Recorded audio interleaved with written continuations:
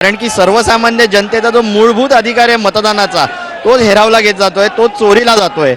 जे मतदार वेळोवेळी मतदानाचा अधिकार बजावतात त्यांना आपण बघू शकता गेल्या 4-5 वर्षांमध्ये त्यांचे मतदानाचे अधिकारच गायब झालेले आहेत। आणि म्हणून आम्ही वेळोवेळी सांगतोय, नुसतं बोलून नव्हे तर सन्माननीय आदित्यसाहेब असतील, राजसाहेब असतील यांनी मतदार याद्यांमध्ये काय घोळ आहे हा वेळोवेळी दाखवलेला आहे आणि त्याच्या विरुद्ध आजचा हा मोर्चा आहे। आजचा मोर्चा म्हणतात राजन विचारे स्वतः देखील या ठिकाणी आहेत, त्यामुळे या ठिकाणी पाहिलं तर मोठ्या संख्येने आज मोर्चेकरी मोर्चामध्ये सामील होणारे सामान्य नागरिक देखील असणार आहेत। तुम्ही लोकसभेच्या वेळेस यादीमधला घोळ दाखवला, विधानसभेमध्ये दाखवलं, स्थानिक स्वराज्य संस्था निवडणुका जवळ येतात, राहुल गांधी असेल, मनसे अध्यक्ष राज ठाकरे असेल यांनी देखील दाखवलं।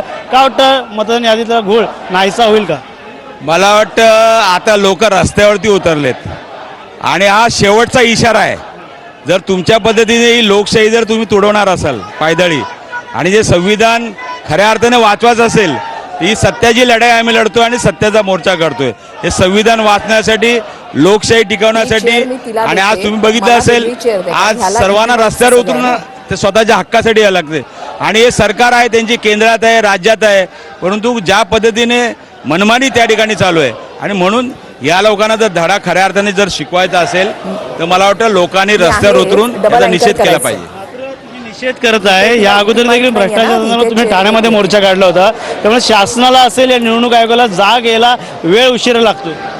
लोकशाही तुम्ही बघितलं असेल, आज लोकशाहीच्या माध्यमातून आज तुम्ही बघितलं असेल प्रत्येक माणसाला स्वतःच्या हक्कासाठी रस्त्यावर यावं लागतंय।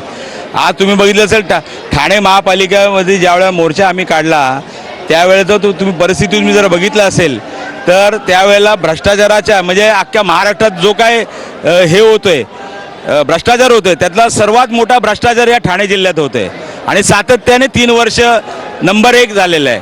त्यामुळे त्यांना बोलण्याचा काय अधिकार नाही।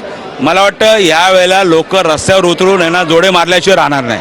नक्कीच या ठिकाणी सामान्य नागरिक म्हणून देखील आहेत, त्या ठिकाणी आजी आहेत। आजी, रेल्वेतनं चालल्यात या ठिकाणी मोर्चामध्ये सहभागी होणार आहे? नाही, हा आमचा सत्याचा मोर्चा आहे, फसवणाऱ्याचा मोर्चा नाहीये। आणि झोपी गेलेल्याला जागा करता येत नाहीये, पण जागा असलेल्याला झोपेतनं जागा करायला सोपं असतं।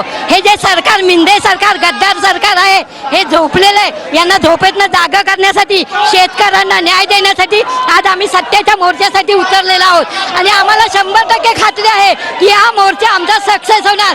तो कोण, तो वकील कोण आहे त्याला आज आम्ही हाताखालून काढणार आहोत। तो कसा काय करतो, कसा मोर्चा हलवतो ना, हे आज आम्ही बघणार।